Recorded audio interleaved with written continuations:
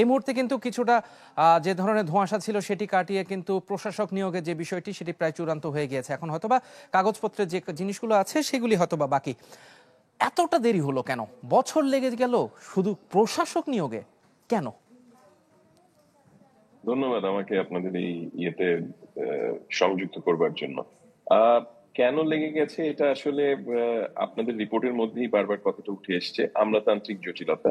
এখানে বেশ কিছু আন্তঃমন্ত্রণালয় বা আন্তঃবিভাগীয় নির্ভরতার ব্যাপার ছিল, একজন আরেকজনের উপর নির্ভরতা আছে। এখানে বাংলাদেশ ব্যাংকের কাজ আছে ব্যাকগ্রাউন্ডে, অর্থ মন্ত্রণালয় আর্থিক প্রতিষ্ঠান বিভাগের কাজ আছে, এবং সর্বোপরি আমি মনে করি এই ধরনের একটা বড় জিনিসের জন্য সময় লাগারই কথা। কিন্তু বারবার যদি আমরা টাইমের মাইলস্টোন দিই এবং সেই মাইলস্টোনটা ফেল করি তখন এটা চোখে লাগে। আমরা এই ক্ষেত্রে সেটাই দেখেছি যে বিভিন্ন সময়ে পর্যায়ক্রমে বারবার বলা হয়েছে যে এই আগামী 1 মাসের মধ্যে অথবা একটা সময়ের কথা বলা হয়েছে, এর মধ্যে এটা হয়ে যাবে, কিন্তু তারপরে সেটা হয়। সে কারণে এটা চোখে লাগছে। এবং অগ্রণী ব্যাংকের চেয়ারম্যান মহোদয় যে কথাটা উল্লেখ করছিলেন যে পুরো জিনিসটা কিন্তু আসলে আরো অনেক কনফিডেন্সিয়ালি যেভাবে হয়ে থাকে বিভিন্ন দেশে বা বিভিন্ন বিশ্বের অন্যান্য প্রান্তে এই ধরনের কাজ যখন হয়ে থাকে, তখন এত বেশি এক্সপ্লিসিটলি এই সমস্ত কথা বলে করবার নয়।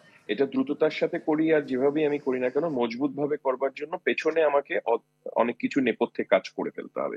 সেই কাজগুলো নিয়ে আমি প্রতিদিন সবার সামনে যদি মাইলস্টোন বলতে থাকি, তাহলে এই ধরনের একটা সংশয় অথবা একটা দ্বিধাদ্বন্দ্বের সৃষ্টি হবেই। তো এক্ষেত্রে আমার মনে হয় সেটাই হয়েছে। বাট আমাদেরকে এটাও মাথায় রাখতে হবে যে এই ধরনের একীভূতকরণ এবং এরকম 5টি বড় ব্যাংকের বড় এবং মাঝারি মিলিয়ে 5টি ব্যাংকের একীভূতকরণের প্রক্রিয়াটা যথেষ্ট জটিল একটা প্রক্রিয়া, এবং এটার অতীত উদাহরণ বাংলাদেশে এই মুহূর্তে আমাদের সুদূর অতীতে নেই। তো সেইটা করবার জন্য এবং এগুলোর যে বাস্তবতা, সেই বাস্তবতার নিরিখে এখানে আমানতকারীদের স্বার্থ আছে, এখানে বিনিয়োগকারীদের স্বার্থ আছে, এখানে যারা স্পন্সর ডিরেক্টর ছিলেন তাদের স্বার্থ আছে। সব রকমের স্বার্থ রক্ষা করে বা সবকিছুকে দেখে শুনে পরীক্ষা নিরীক্ষা করেই এই কাজটা করতে হবে বলেই হয়তো এই জটিলতার সৃষ্টি হয়েছে। বাট আমাদের দেশের নিরিখে আমরা এটাও বলতে পারি যে বিভিন্ন আন্তঃমন্ত্রণালয় এবং আন্তঃবিভাগীয় যে নির্ভরতা বা একজনের আরেকজনের উপরে যে নির্ভরতাটা থাকে, সেটার কারণেই আমরা বুঝতে পারছি যে অনেকখানি দেরি হয়েছে, এবং আপনার অর্থের কথা যোগান দেওয়ার ক্ষেত্রেও একটা ইয়ে আছে। আপনার কথার সূত্র ধরেই বলছি, আপনি বলেছেন যে অদূর ভবিষ্যতে বেশ লম্বা সময় ধরে কিন্তু এই ধরনের একীভূতকরণ প্রক্রিয়া বিশেষ করে ইসলামী ব্যাংকগুলোর আমরা কিন্তু দেখতে পাইনি বাংলাদেশের কারণে। আবার পৃথিবীর অন্যান্য দেশে কিন্তু আমরা ব্যাংকগুলো একীভূত হওয়ার যে প্রক্রিয়াগুলো সেগুলো কিন্তু আমরা পত্রপত্রিকাতে বা অন্যান্যভাবে আমরা দেখতে পাই।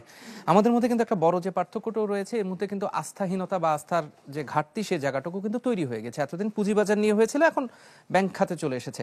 এই আস্থাহীনতার জায়গাটা আসলে দিন দিন বড় হচ্ছে, কমানোর এখন পর্যন্ত কোনো উপায় কি? কারণ টাকা যা পাচার হওয়ার হয়ে গিয়েছে, যে অর্থ গ্রাহকের আটকে থাকা সেটা আটকে গিয়েছে, আমি পাবো কি পাবো না সেই সিচুয়েশনের মাঝখানে আস্থা কিভাবে ফিরে পাবো? দেখুন, আপনার প্রশ্নের উত্তরে আমি এটা বলবো যে সার্বিকভাবে ব্যাংক খাতে আস্থাহীনতার কিন্তু অভাব না, ব্যাংক খাতের একটা অংশের ওপরে আস্থাহীনতার অভাব। বিকজ আপনি একই সঙ্গে ব্যাংক খাতে আমাদের 61টা ব্যাংকের মধ্যে অন্যান্য অনেকগুলো ব্যাংক আছে, সেই ব্যাংকগুলোতে কিন্তু আস্থার কোনো অভাব নেই, সেখানে গ্রাহকরা ভিড় করছেন। সেখানে আমরা এটাও দেখছি যে গত 1 বছরে এই 5টি ব্যাংক থেকে অনেকাংশে রেমিটেন্সের ফ্লো এবং অনেকাংশে যে যতটুকুন পেরেছেন ডিপোজিট উঠিয়ে নিয়ে বা আমানত উঠিয়ে নিয়ে তারা অন্য অন্য ব্যাংকে সেইটাকে নিয়ে গেছেন। তো সার্বিকভাবে আমি বলবো না যে ব্যাংক খাতে আস্থার অভাব আছে, বাট হ্যাঁ ব্যাংকিং খাতের একটা অংশের উপরে আস্থাহীনতার সৃষ্টি হয়েছে। সেটার কারণ আমরা বিভিন্ন সময় আলাপ করেছি এবং আমরা জানি, এটা নিয়ে আমি আর চর্বিত চর্বণ করতে চাই না। বাট আস্থাহীনতাটাকে কিভাবে ফিরিয়ে আনা যায়, আস্থাটাকে, এই একীভূতকরণটা একটা পদক্ষেপ, কিন্তু এই একীভূতকরণের সার্থকতা বা সফলতার উপরে কিন্তু নির্ভর করবে যে কতখানি আস্থা ফিরে আসবে।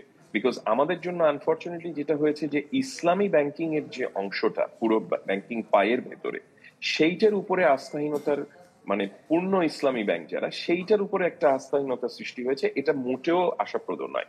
এবং এইটা সেন্ট্রাল ব্যাংকের যেরকম একটা রেসপন্সিবিলিটি আছে, অবশ্যই ওনারা চেষ্টা করবেন বা চেষ্টা করছেন, পাশাপাশি এই ব্যাংকগুলোর যারা ম্যানেজমেন্টে যারা কাজ করছেন তাদেরকেও কিন্তু অনেক নিষ্ঠার সাথে এবং অন্য অনেক ডিফারেন্ট ভাবে এখন অ্যাপ্রোচ করতে হবে।